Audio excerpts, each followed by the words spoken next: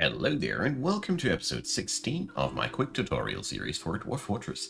In this video, we're going to cover all you need to know about the clothing industry, about making stuff out of cloth in general in Dwarf Fortress. Quick reminder here, in the bottom section in the description box is a playlist link which leads you to the entirety of the series where I am explaining all of the game, so you can watch it in short videos and learn alongside. That being said, let's talk fabrics. So in Dwarf Fortress we can make clothing out of three different big categories. That is plant fabric, animal fabrics, which split up into hairy stuff and leather, and spider silk. That's basically the three big categories.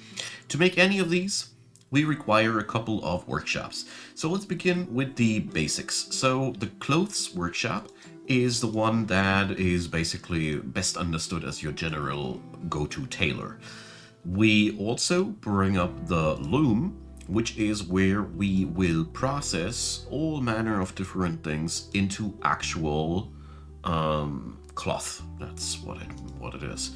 I bring two of these because experience has shown that looms you can require plenty of. So I set up a leather and I also set up a dyer because I might have no dye available currently, but it is not enough to hinder me to explain how it works. The dyer's workshop requires bucket and barrel, so you require a few pieces of wood, especially since barrels cannot be made out of anything else. This is one of the few cases where Dwarf Fortress insists on bringing something made out of wood. Now, looms have the option to weave different things into cloth, but before we can do so, we do need to prepare the materials, because I have several times mentioned that pigtail is our crop that we use for fabric, but before it can be made into anything, we need to process it at the farmer's workshop. So here we select first up the job of processing plants, and as we see here, we don't have any because we already done everything. But processing plants will process your pigtail into pigtail fiber, which then will be automatically taken to the loom to make pigtail cloth out of it. For animals, you need to shear an animal, and then the product, which comes out of the animal, must be spun into thread first, and then this stuff can be taken again to the loom and will make yarn cloth. When we slaughter an animal, it first gets killed at the butcher's shop, and if you have a tanner close by, and this only works automatically well if the tanner and the butcher have a close vicinity to each other, the hide will automatically be carried to the tanner and will be made to leather. This is all fully automated. The things that you need to do though is process the plants, otherwise your pigtail will not turn into cloth, shear the animals, and spin that wool afterwards into thread. To automate these processes, you can do at the farmer's workshop a few things. So shear animal, spin thread. As you see here, there are no suggested conditions there, and if you don't want it to be a one-time order, just press the clock, and then you can cycle through the checks. Well, the time between the checks. One animal does require 300 days to regrow its wool, so you are okay with a setup like that.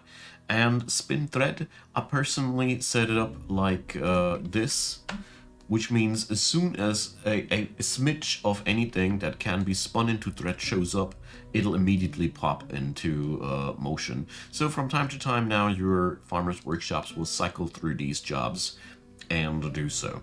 So to set up this area here, I also want to show you a couple of stockpile black magics. Well, not much, but first up you have here all the different cloth types that you can store. Highly recommend to have these in the vicinity. And here, clothing, interestingly enough, is... oh, I did it wrong. That was not what I wanted. Clothing is its own, is completely found in the armor sector. So every piece of clothing you tailor is stored in the armor sector. And I also will put my weaponry here because I feel like that. Just as a quick thing here, if you don't want all your armor here stored, you can just exclude metals and then exclude whatever other materials you want to exclude. But be careful with qualities. I just want to say, if you exclude qualities, exclude them on both tables, otherwise it might lead to conflict. So just as something that I noticed over the course of the time. So your clothier's shop is able to process cloth, silk, and yarn. Your dwarves do require a steady supply of clothing over the course of the time. Clothing wears down and eventually dissolves into nothingness. Clothing comes into many different colors. Before I go over the clothing though, I want to showcase a couple of things that your cloth industry will provide for your fortress because it's important. Bags, because bags cannot be made out of anything else than tailor's products. You have to make them out of one of these products: cloth, silk, yarn, or leather. Here I can also make a leather bag. And besides that, ropes work the same as metal chains. They can be exchanged, but apart from that, there's nothing that you can't do with another material. It's really only the bags, which sometimes are mandatory for some specifics.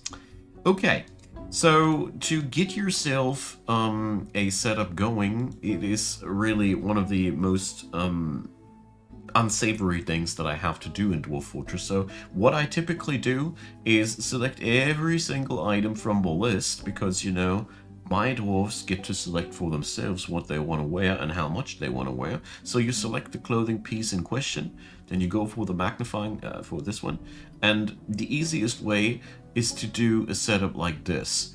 So which means stuff is only made if we have at least if we have less than 10 on store, and we only do that if we have more than 10 pieces of plant cloth on the labor.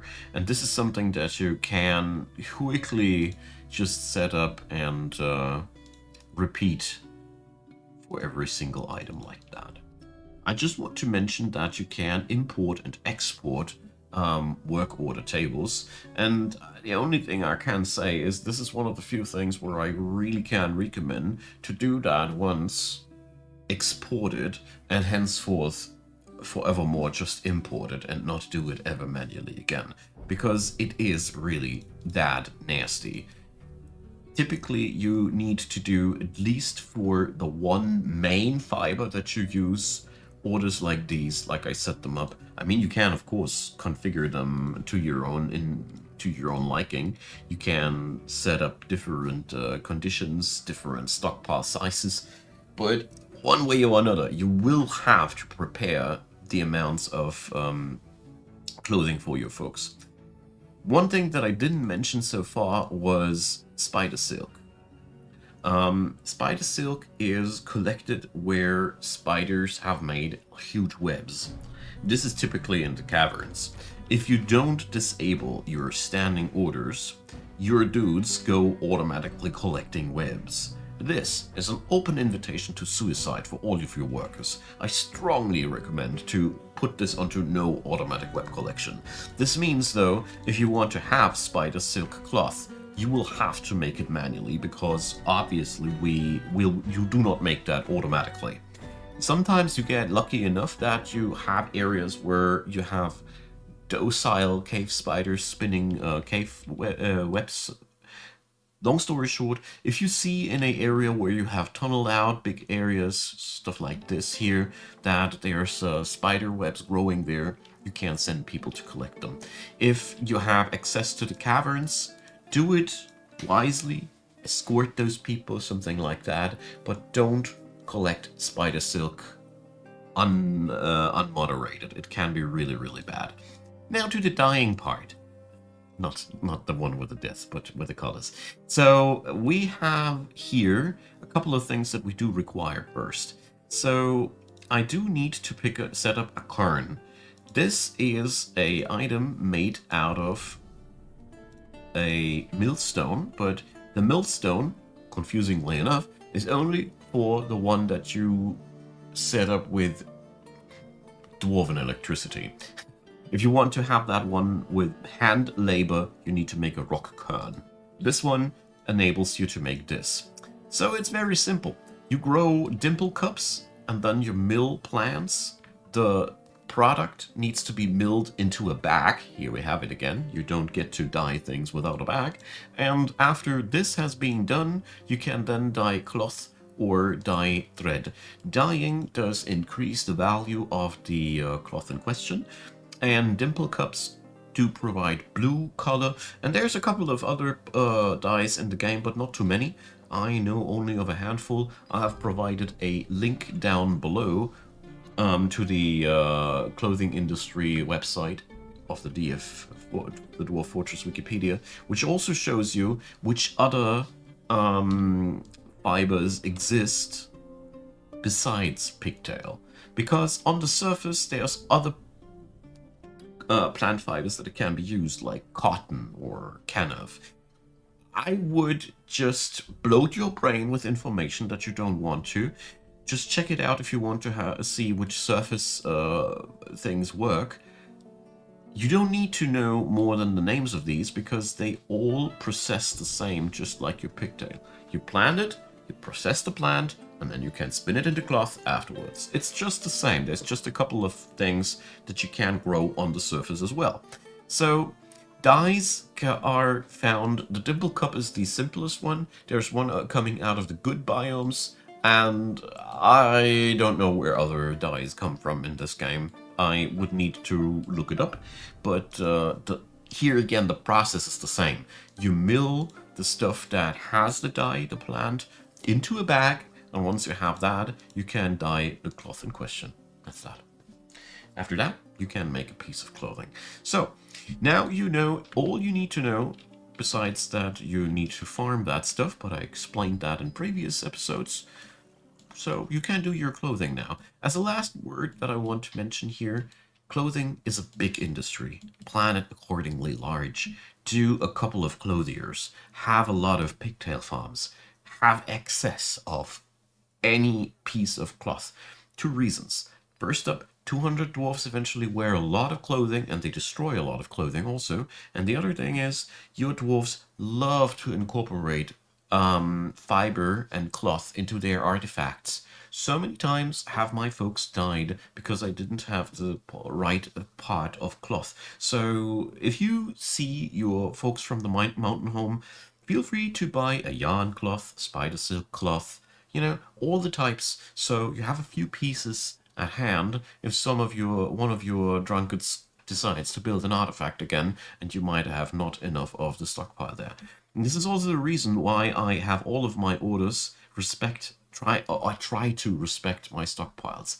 The more of these orders you have, the worse it works, so there are limits to the automation system, but I have made the experience that the system works well enough to maintain your fortress for something about 10 years. After that, you will notice that huge stockpiles of clothing need to be disposed of, but that's its entirely own can of worms, and I hope that after 10 years of fortress leading, you have learned something to get rid of your problems somehow. But that's one thing that I really wanted to say. Now, thanks for watching, everybody. Drop me your comments down below. If you have any questions, let me know about it. I'll do my best to answer them. Like I said, in the description box down below, there is a playlist link leading to the entirety of the tutorial series. And I want to say thanks to all the supporters. So feel free to support Ic0n Gaming. Really, really appreciate. And thanks for watching these series. Thanks for your time, and I hope you have a great day. Bye-bye.